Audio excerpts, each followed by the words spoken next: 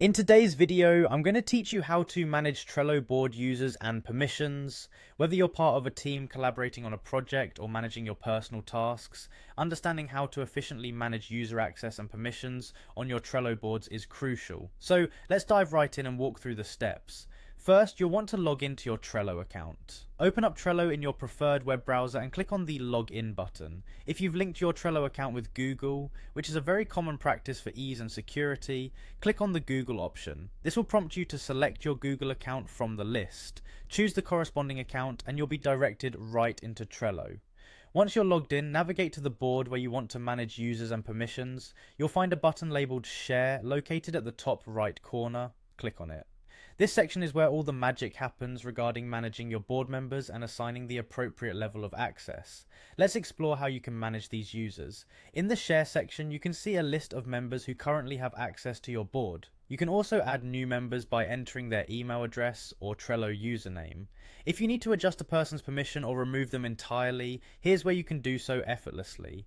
Remember, it's important to regularly review this list to ensure that only relevant team members have access. To further refine user permissions, you'll need to go to the board menu. From the board, look for the icon with 3 vertical dots, usually located at the top right corner, and click on it. Select about this board from the drop-down menu. This section gives you detailed options about the board configuration. Now you should see an option labeled Change Permissions. Click on it and you'll be presented with various settings that you can tweak according to your needs. Here you can set whether the board is public, private, or team visible. You can also control who can edit cards, who can add members, and more. It's a good practice to regularly update these settings, especially if your team or project scope changes over time.